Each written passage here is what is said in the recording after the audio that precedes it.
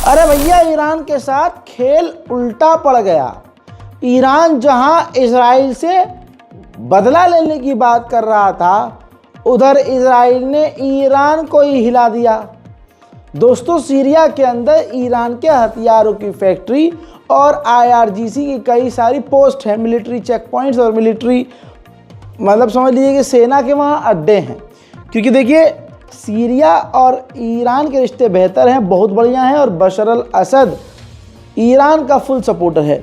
ऐसे में सीरिया के अंदर ईरान के पांव बिल्कुल पक्के जमे हुए हैं। अचानक से हुआ ये कि कल इजराइल ने एक लंबे समय के बाद इजराइल की पूरी फौज ने घुसपैठ करी, और ये ऑपरेशन बिल्कुल फिल्मी अंदाज में सीरिया में किया गया। और ये भी आपको बता देता हूँ, इसकी पुष्टि इजराइल ने भी नहीं की है, सीरिया भी चुप है और ईरान भी चुप है। तीनों की अपनी अपनी वजह है। आइए अब आगे बताते हैं कि हुआ क्या है।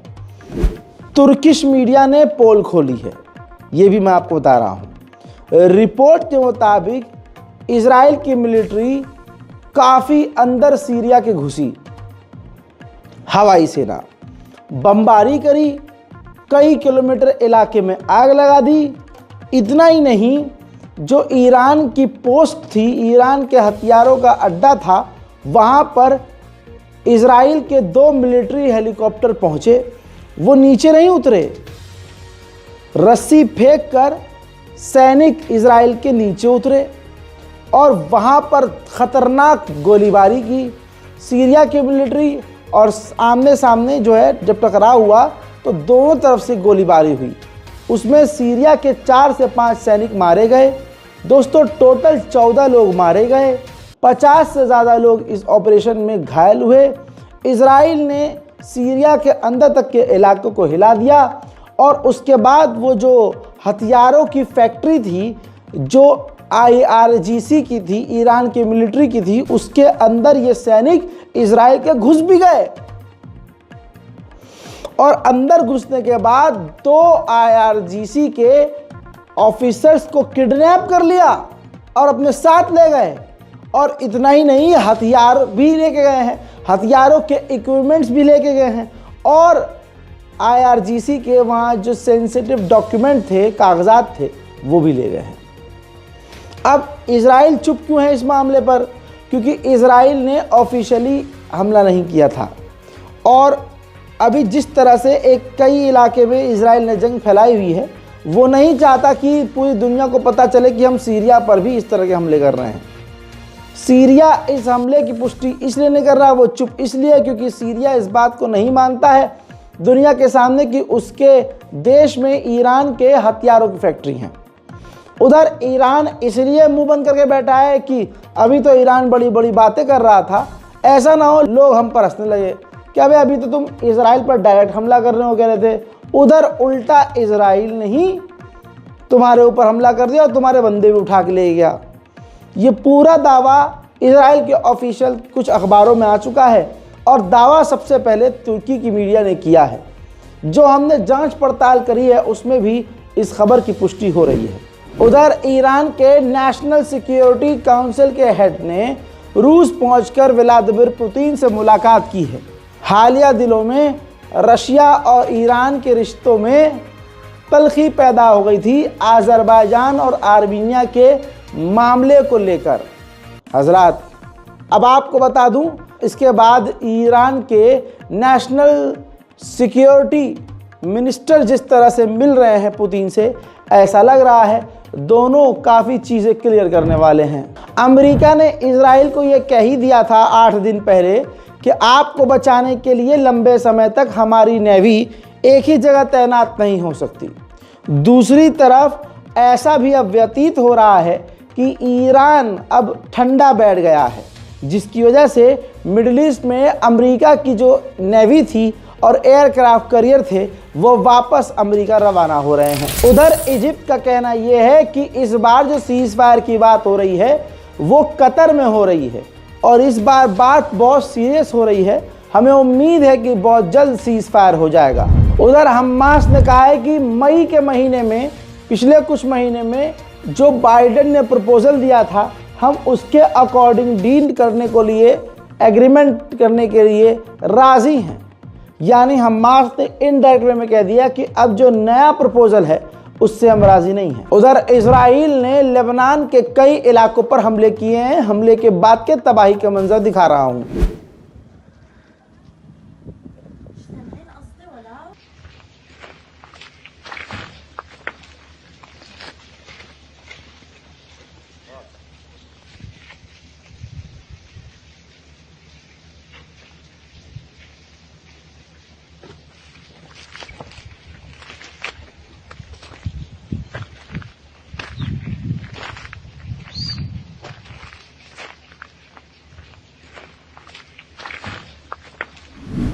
उधर लेबनान के प्राइम मिनिस्टर ने खुद कहा है कि अपने अपने घरों को 1,40,000 लोग लेबनीज छोड़ चुके हैं, क्योंकि इजराइल अब बॉर्डर के इलाकों से अंदर घुसकर हमला कर रहा है। वहीं इजराइल के कई इलाकों में लेबनान के रॉकेट आकर गिरे हैं, जिससे इजराइल के कई इलाकों में आग लग गई है।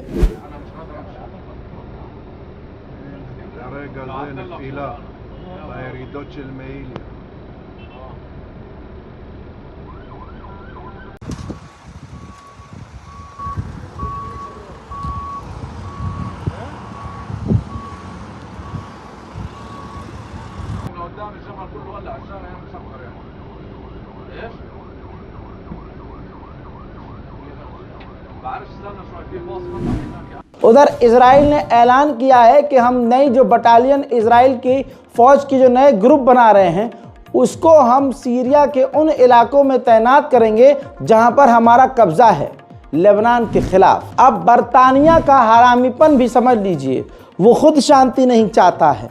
बरतानिया ने मांग की है कि इंटरनेशनल पीस कीपिंग फोर्स जो लेबनान और इजराइल के बॉर्डर पर तैनात है, बताना चाहूँगा कि ये वो फौज है, अंतर्राष्ट्रीय फौज, जो हथियार उठाती नहीं है, ना हमला करती है, बस ये एक तरह से नज़र रखने के लिए होती है।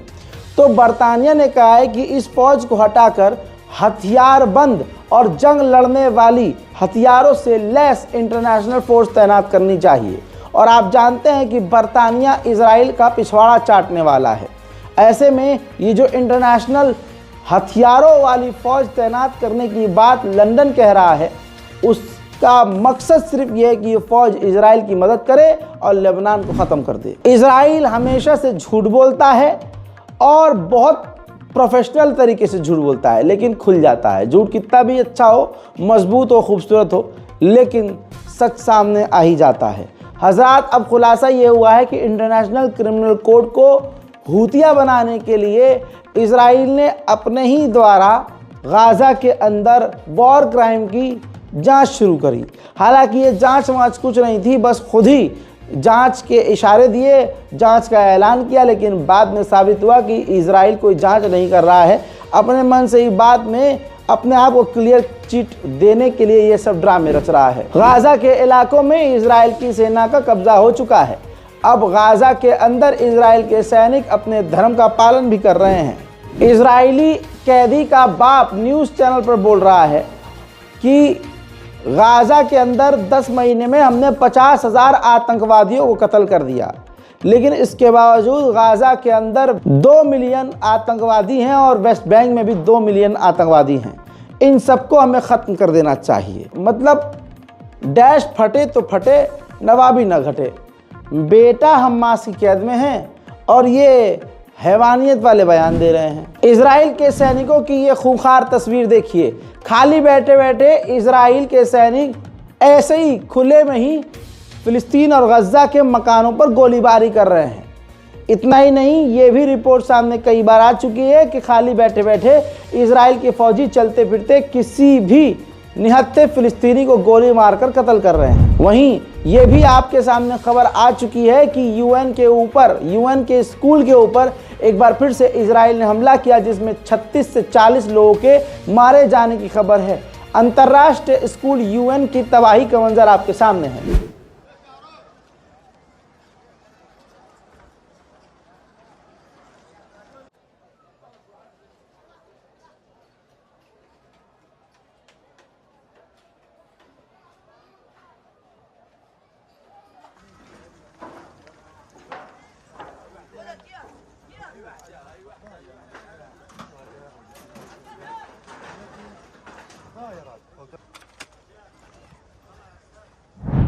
उधर यूएन के चीफ एंटोनियो गुटेरेस ने खुद कहा है कि 7 अक्टूबर के बाद से नेतन्याहू ने मेरा फ़ोन नहीं उठाया है और अगर वो अमेरिका आते तो न्यूयॉर्क में मेरी उनसे मुलाकात होती।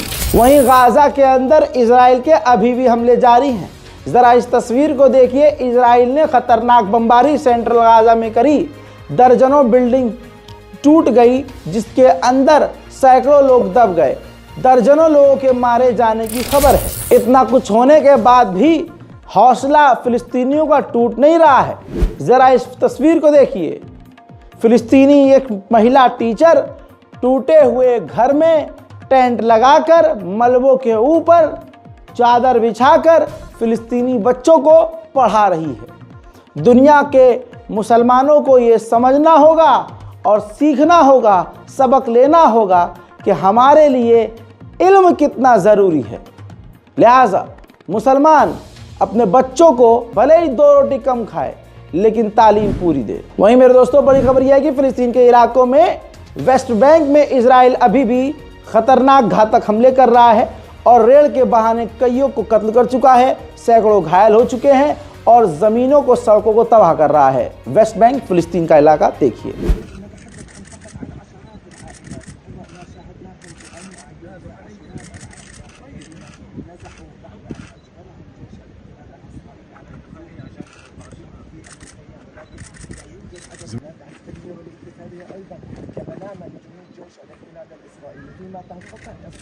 वेस्ट बैंक के एक इलाके में, गांव में 68,000 फिलिस्तीनी रहते हैं। उस इलाके में जो वाटर सप्लाई का पाइप है, इजराइल ने उसको डिस्ट्रॉय कर दिया है और अब 68,000 फिलिस्तीनियों को पानी की किल्लत से जूझना पड़ रहा है। अब करते हैं दूसरे इलाके की बात। तो ये तस्वीर देखिए। ये फिलिस्तीन का जेरूशलम का इलाका है जहां रोज़ की तरह इजराइल फिलिस्तीनियों के मकान को दिन दहाड़े तोड़ रहा है। वहीं इजराइल जब से रेड कर रहा है फिलिस्तीन और दूसरे इलाकों में, पिछले कुछ हफ्तों के अंदर, हफ्ते भी नहीं, मान लीजिए 8 से 10 दिनों के अंदर 50 फिलिस्तीनियों का इजराइल कत्ल कर चुका है, जिसमें 21 जनीन में कत्ल कर दिए हैं उसने और 12 तुकरम में कत्ल कर दिए हैं, 1 को नेबुलस में मार दिया है, 13 को तुबास के इलाके में। इस तरह से फिलिस्तीन के अलग अलग इलाकों में इजराइल की गोलीबारी और नरसंहार शुरू हो चुका है और अरब देश पूरी तरह से खामोश हैं। वहीं मेरे दोस्तों, इन कुछ तस्वीरों को देखिए। इजराइल के सेटलर्स ने मिलकर फिलिस्तीन के कई इलाकों में आग लगा दी है।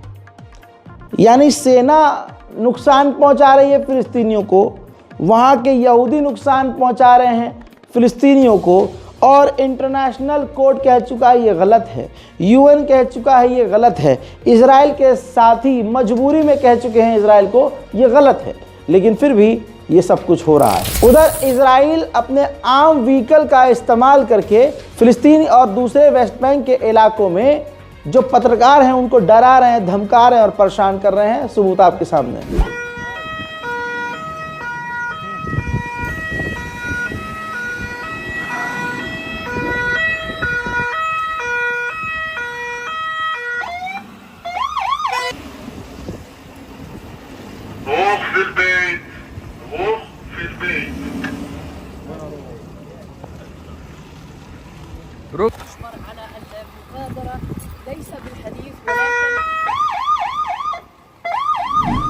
वेस्ट बैंक के इलाकों में ये तस्वीर देखिए, जिस तरह से आतंक फैला है आप सोच भी नहीं सकते। बुलडोजर के जरिए फिलिस्तीन के वेस्ट बैंक में लगे हुए झंडों को तोड़ा जा रहा है या फिलिस्तीन के झंडों के ऊपर इजरायली मिलिट्री गोली मार रही है। हजरात, हालात कितने ख़राब हैं वो तो मैं आपको दिखा चुका हूं। इस बारकोड का इस्तेमाल कीजिए। पिछले 2 दिन से ये काम नहीं कर रहा था, जैसा कुछ लोगों ने मुझे ईमेल पर बताया। माजरत चाहूँगा, आप इसको स्कैन कीजिए और अगर स्कैन नहीं होता है या कोई एरर आता है तो नीचे बैंक अकाउंट डिटेल भी मौजूद है।